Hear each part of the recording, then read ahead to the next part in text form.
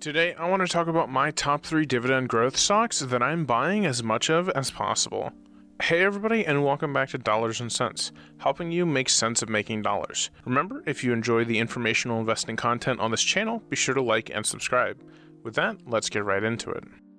The very first stock I want to talk about today is AT&T, ticker symbol T, a telecom giant that can trace its roots back to 1877. Although it's had a troubled past, I believe AT&T is taking strides away from that past. Ever since Randall Stephenson stepped down as CEO and John Stankey took over in July of 2020, the company has made some pivotal moves. One of the bigger issues that's plagued AT&T is their substantial debt. In 2020, the company was able to refinance $60 billion of that debt with the record low interest rates. It also sold off non-performing assets such as Crunchyroll and is currently trying to sell DirectTV to reduce its total debt. The strategy managed to reduce their debt by an incredible $30 billion since the acquisition of Time Warner closed 2 years ago.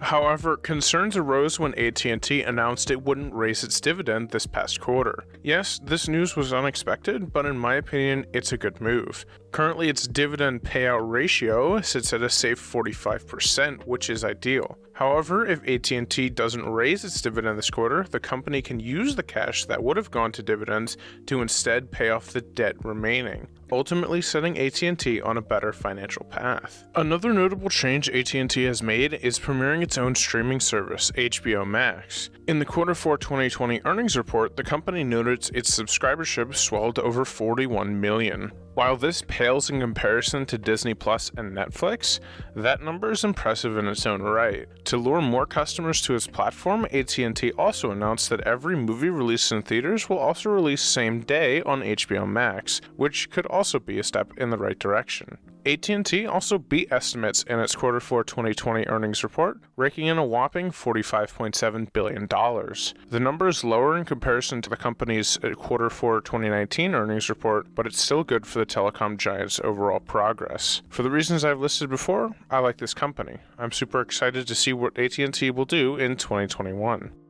My second favorite dividend stock comes from a company that's even older than AT&T. You may have even heard of this colossus of the industry back in 1871, ticker symbol JPM or JP Morgan Chase. JP Morgan is the largest investment bank around, with assets totaling $2.87 trillion.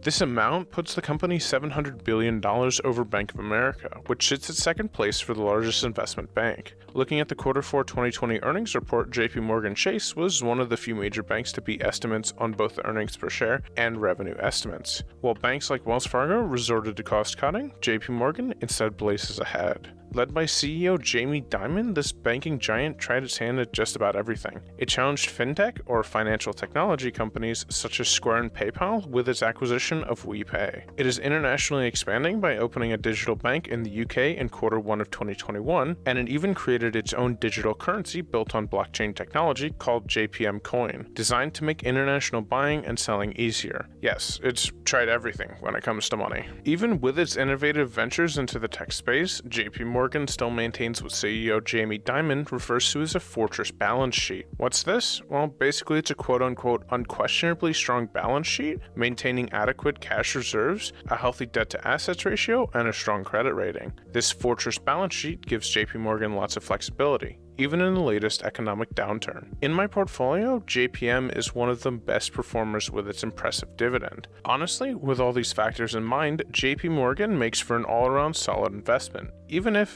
currently it's a little overvalued.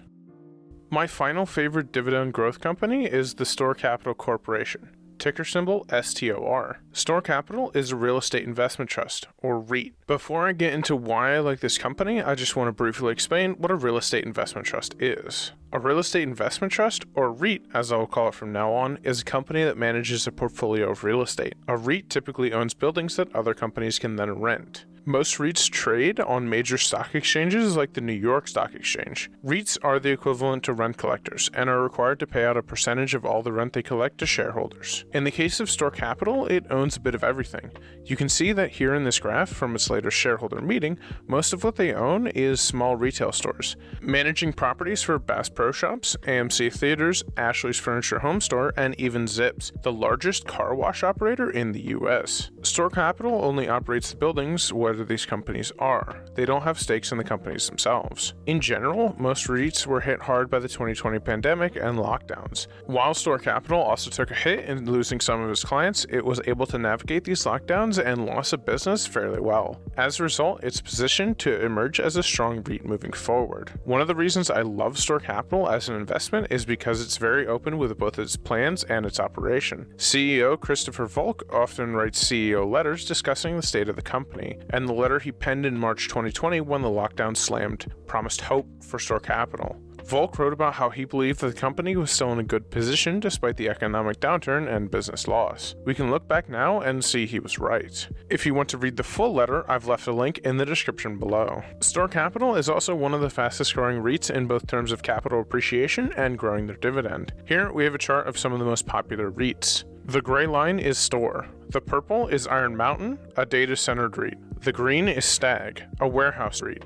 The blue is Realty Income Corp, the REIT most often compared to Store. Realty Income Corp targets the same demographic for who they rent to. Finally, we have Digital Realty in the orange line. As you can see, Store has far outpaced its competitors over the last 9 months. Looking further at the 5-year chart, you can see that Store Capital is quickly climbing the ranks, heading for the top. Also, Store is growing its dividend faster than any of its competitors. I'll drop this graph here too, even though it's kind of hard to see. You can determine that Store climbs over every other REIT, growing its dividend faster than its competitors.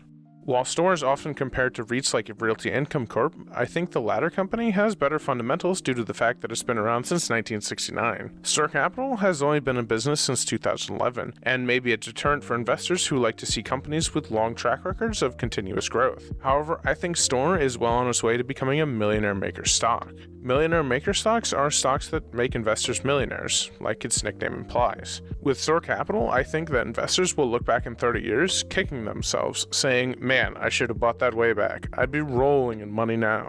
All in all, I think these stocks are some of the best buy and hold forever stocks I've ever found. In my opinion, adding money to these stocks over a lifetime and letting their dividend compound every year for years is the best way to accumulate wealth over the long term. Looking at the track records and promise of the companies like AT&T, JP Morgan Chase, and Store Capital, it's also the safest bet. While you can risk it all on a stock doing well, and that may be fun in the short term, more often than not, you end up losing money. There are very few people that can do this very consistently and effectively. And I don't really want to take that kind of risk. Well, that's all I have for you today. I really hope this got you thinking about potential investing opportunities like my favorites here. And with that, I hope to see all of you in the next episode of Dollars and Cents.